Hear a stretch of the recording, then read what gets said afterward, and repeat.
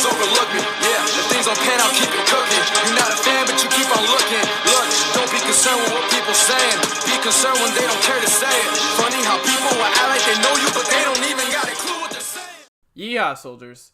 It's your boy Anime Sage Country Video, and this is What If Deku Had Will Release Part 6.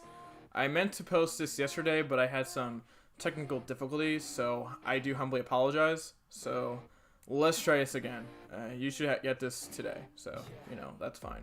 Alright, let me talk about this week. Wednesday, which is tomorrow, should be a return of What If Kushina and Makoto were sisters, so stay tuned for that. Friday should be What If I Was Naruto, or What If Naruto did Tentagon, depending on technical issues. But in any case, that should be fun. Anyways, make sure to follow my community tab. That's where I drop my schedule, and you can vote on polls I post. Sometimes they're what if ideas, sometimes they're just stuff that's on my mind, and at times they're updates in case I get into a situation like this again. So I would highly suggest you watch it like a hawk, so you can be informed about all that stuff. Quick social media plugs. Twitter is @AnimeStage4. I do tweet a lot, and Twitter acts as another way of being notified of my vids. Just have the Twitter notifications on, attached to a tweet and a link to a video, and it should act like a good set of notifications in case you don't get the YouTube notifications or Discord. So that's pretty cool. It's also a good way for you guys to interact with me, so please follow me on there. Next, Instagram is anime_stage4. I post frequently on Instagram, and it's another good way for you guys to interact with me. So please follow me on there. Finally, join my Discord. I post sneak peeks of supplementary content, and I also post notifications when I live stream ahead of time, as well as you guys have the luxury of suggesting to me what ideas directly, such as what if ideas, characters you want me to analyze, and of course, well, anime moments you want me to dissect. And it's another good way for you guys to interact with me, so please join my Discord. Alright, now for your usual checklist. You haven't seen the last part, link is in the description. If you haven't seen the series at all, I suggest you check out the playlist. With all out of the way, let's get right into the story. So Deku and Class 1A are getting ready for their training with 13 as the USJ arc has begun. Everybody will get ready for a training like a cannon, and everything seems to go like how a regular hero class would, I guess, in their world. Then of course the villains will appear to ruin all that. Kurogiri, like in canon, will separate everybody into groups, and Deku stuck with, you guessed it, Tsuyu and Mineta. Deku and his group will be able to finish their group of villains pretty handily because Deku is very powerful in this version. Deku is of course worried about the other students, including Ida, Bakugo, two of his best friends, and his girlfriend Ochako. Remember, I made Bakugo and Deku friends in this version, so quick note right there. He and his group are able to get over to Nomu utilizing Deku's wooden poles, and Deku is going to face off against Nomu on his own. Before he does all of that, he tells Min and Tsuyu to see if they can help anybody fight the villains, and then Deku makes a wood clone to see if he can find either his girlfriend, Bakugo, or Ida. He's going to make the one clone because if he makes too many, he might not have as much stamina to fight the Nomu. So that's kind of why he has to make the one clone there. Meanwhile, Bakugo and his group are able to take care of their group of villains a bit earlier because due to Bakugo receiving the 10 months of training he got with a enhanced Deku and All Might, he's kind of a step above a lot of people. Well, except Deku. Tsuyu and Mineta will go help Momo and Jiro's group, so they're useful, I guess. Bakugo then heads toward the area where the Nomu is. Meanwhile, Deku's wood clone is able to find Ochako, and she's glad to see her boyfriend. Clone then explains that he's not the real Deku and he's just a clone, and that the real Deku is fighting the villains as we speak. This is going to, of course, worry Ochako quite a bit because, they're villains, and she'll yell at the Deku clone for being so reckless, which will kind of hurt his feelings. Clones have feelings too, I guess. Ochako then demands that she is taken to the battlefield, and the wood Deku is like, shouldn't we take care of your villain group first? And Ochako is like, alright. Then the clone Deku is like, it happens, and they take care of their group. The clone Deku then asks where Ida is, and Ochako says he got help. Deku can now focus on where Bakugo is. Meanwhile, back to the real Deku. Deku strikes the Nomu with a wooden pole from his hand, which causes the Nomu to summon back a little bit. Deku thinks he got a direct hit on it, but the Nomu seems to be unscathed by it. Deku then tries some other stuff, such as the wooden spikes technique. He just smashes his hand, and he has wooden spikes go at the Nomu, and then the Nomu just smashes them, so that didn't do much. Shigaraki then explains why Deku's attacks are kind of useless, as his Nomu has the Shocks in the quirk, and of course a Mother Quirk as well, and kind of the origins of the Nomu, which, yeah, they're kind of disturbing. Deku then tries to utilize the close combat, utilizing one for all, specifically full cowling, but it ain't going to be that effective against Nomu. Bakugo then appears a bit earlier than in canon, and of course we want to help Deku. Uraraka will appear as well with the clone Deku, because Uraraka kind of wants to help her boyfriend and make sure he survives. All of them have to figure out a way to defeat the Nomu or hold off the villains before help arrives eventually. Deku will try to think of something and looks at Bakugo, then at Uraraka. Bakugo and Uraraka understand where this is going. He wants to do the combination move that they've both worked on. Specifically Uraraka with how they handled their training in around the time after Quirk Apprehension Test, and Bakugo around the time after the Battle Trial arc. So yeah, or Battle Simulations to be more precise, but you know what I'm saying. Bakugo then asks, "Are you sure?" since they hadn't really tested it out, but Uraraka would be fine with it because they've kind of worked in this a little bit more, but she's still a bit unsure if this is going to work.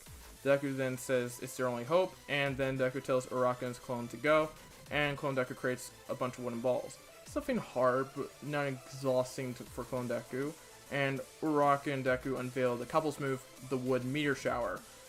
It's kind of something similar to what she did in the UA Sports Festival just a bit earlier, but it's more of like a couples move with Deku making some of the materials that Uraraka needs. This will hit the Nomu as he is pelted by all of those wooden balls. Deku and Bakugo then charge with their own move, the Amaterasu Wood Hammer. Essentially, Deku strikes an opponent with his Detroit Wood Hammer, as well as Bakugo with his Amaterasu Explosion from both their hands, and at the same time, essentially they like smash into their target at the same time.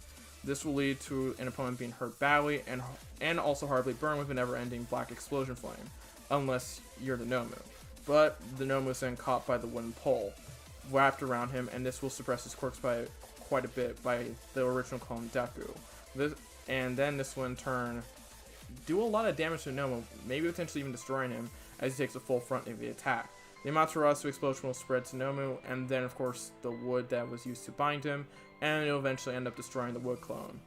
Then, when the smoke clears, the Nomu breaks out of the flames, and of course the wood, because the wood kinda got, well, roasted, but the Nomu is badly damaged. Deku and Bakugo are also virtually exhausted from that attack, but Deku's able to get some of his strength back since the clone was destroyed. He gets some of the stamina back he used to make the clone.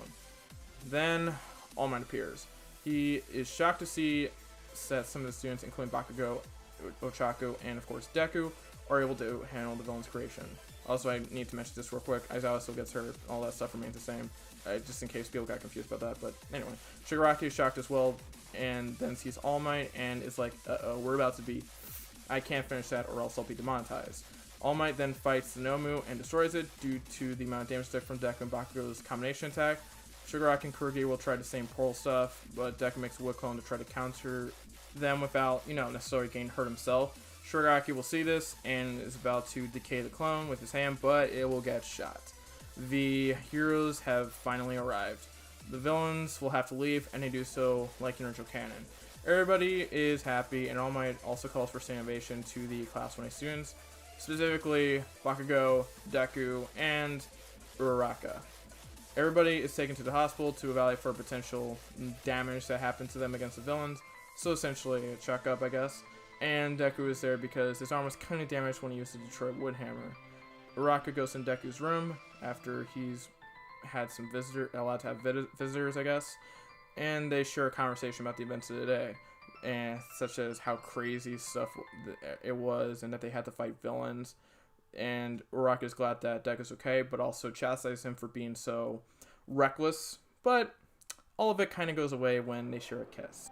Inko and Bakugo kind of make their presence known with a ahem, and Deku knows that two things are about to happen. Inko is going to get really embarrassing because it's kind of that little mother crush girlfriend thing, you know what I'm saying? And Bakugo is probably not going to let up on the teasing. And Deku then plots and waits for all the stuff he's going to do once Bakugo gets a girlfriend. He cannot wait for the day that he can tease Bakugo, and he's just plotting, waiting, and waiting. Anyways, All Might then appears and makes a similar statement like in canon that Class 1A will make great heroes. So that's positive, but it then spreads more so to Uraraka, Deku, and Bakugo that they will all be the best in their class, essentially. So that's actually a major positive. So I guess you guys at this point would probably want to know what happens in the UA Sports Festival. I got bad news for you guys. You're going to have to wait for the next part. Thank you for watching part 6 of What If Deku Had Wood Release. I guess the next thing I have to do is get all my anime chase series to the UA Sports Festival arc, or essentially Season 2. So that should be interesting, I guess. Anyways, Wednesday is what if Kushina and Makoto were sisters? Well, essentially tomorrow. And Friday is what if I was in Naruto, or what if Naruto had Tentagon, depending on technical difficulties. So that should be fun, I guess. Watch my community tab, like a hawk. That's kind of important. Follow me on Instagram, Twitter, and of course, join my server. Friendly reminder there. That's all I have to say. Make sure to like, comment, subscribe, turn on notifications, and of course, share the video. This has been your boy, the Anime Sage. Sign out. Peace. Yort. Ha. Bye-bye.